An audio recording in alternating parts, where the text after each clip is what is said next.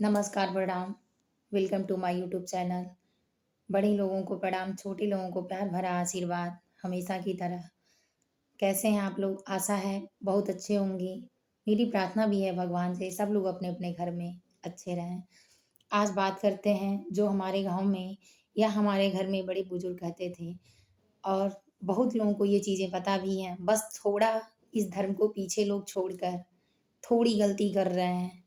How are you से ज़्यादा अच्छा लगता है, जबकि मैं भी आज की ही हूँ, मुझे भी कुछ चीज़ें ऐसी पसंद हैं, फिर भी मुझे अंदर से ये चीज़ें नहीं पसंद हैं कि हमारे भाव हमारे परिवार से अलग हों, हमारे धर्म से, हमारे कर्म से अलग हो, नहीं। वर्ण 4 होता है, ब्राह्मण, क्षत्रिय, वैश्य, शूद्र। हमारे गरुड़ पुराण भी मैंने सुना है, गीता रामायण भी सुना है और भी सारी चीज़ें कथा-पुथी जो भी हमारे घर, हमारे गाँव में होते थे, सब कुछ मैं सुनती थी। मेरा शुरू से भी इन सब चीज़ों में बहुत लगाव था। मैं धार्मिकता के मामले में बचपन से ही हूँ क्योंकि मेरे मम्मी-पापा भी उसी तरह थे। तो ये सब चीज़ें मेरे रोम-रोम में बसी हैं, मुझे बहुत अच्छा लगता। इतना अच्छा लगता कि मैं पूरा दिन अगर खाई ना रहूँ, तो मुझे भोजन करने की याद भले ना आए, लेकिन अगर भगवान से प्रेम है, तो फिर उसमें बैठना और कहीं ना जाना, ये ज़रूर मुझसे हो जाता है।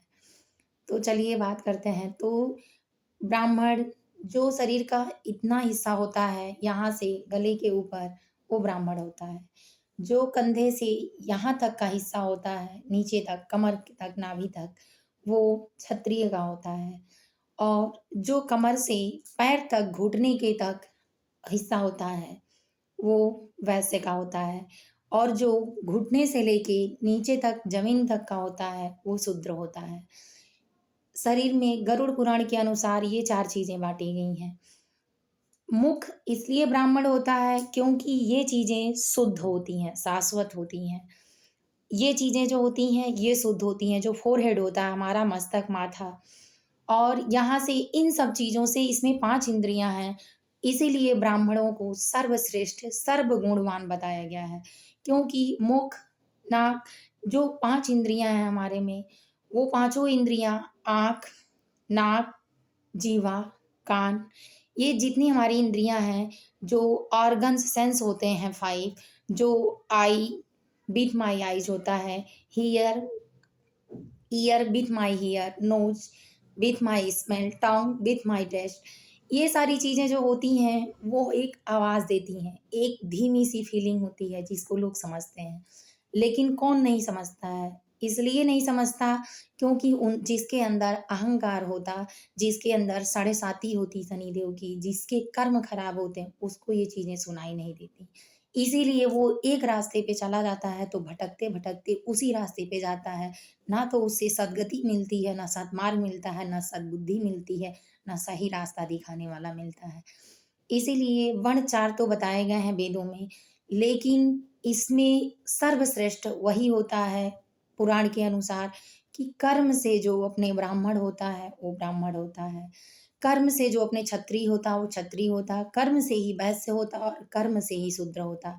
अगर शूद्र में कोई ब्राह्मणों वाला काम करता है, उन्नति करता है, सही रास्ता दिखाता है, सही मार्ग पर चलता है, सही साथ संगति दिखाता है और जहाँ रहता वहाँ सद्मार्ग फैला देता, तो वो ब्राह्मण होता है, वो शूद्र नहीं होता।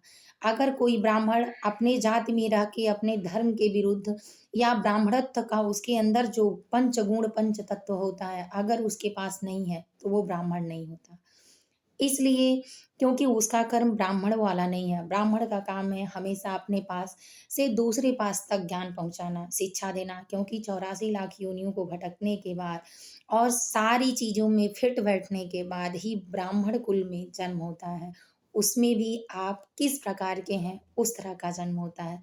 तो अगर इतनी गति झेलने के बाद अगर कोई शुद्ध ब्राह्मण नहीं है, तो निश्चित रूप से किसी ऐसे गुण के कारण वो ब्राह्मण है लेकिन कर्म उसका शूद्र है तो शूद्रता करेगा और अपने गलत रास्ते पे जाने के कारण उसको सद्गति नहीं नरक प्राप्ति होती है।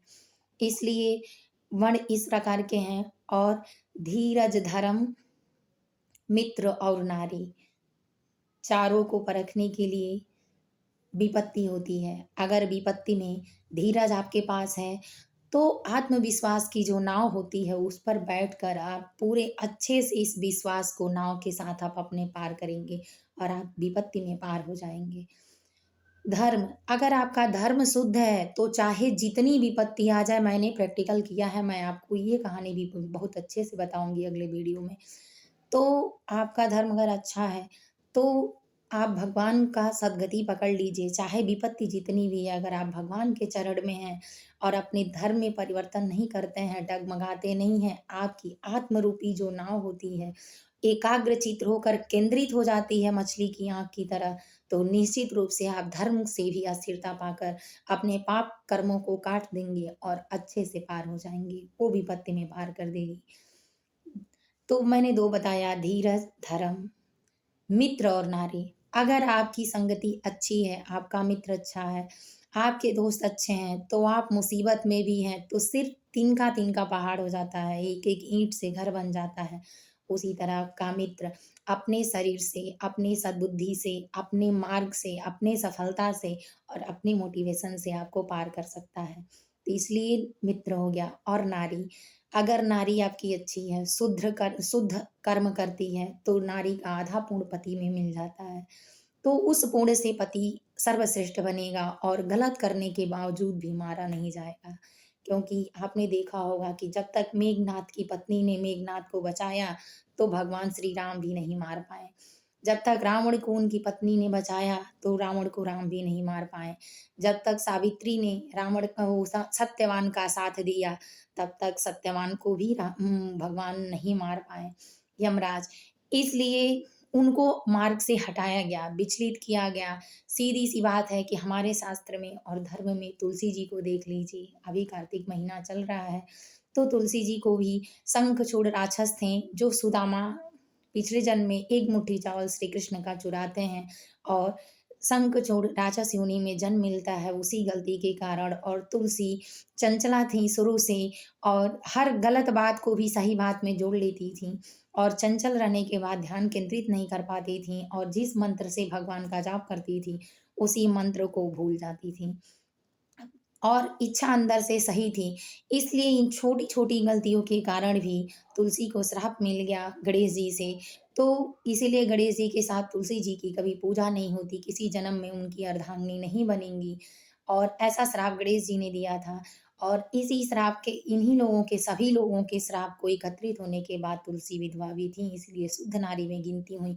लेकिन उनके पुण्य कर्म और सही सोच और भगवान के शरण में होने से उनको गति प्राप्त हुई और शालिग्राम तुलसी जी के साथ शादी विवाह का जो वचन था पत्नी बनने का, वो भी मिला, उनको सम्मान मिला और दोनों ने अपने कर्म को भुगत कर स्वर्ग की प्राप्ति की।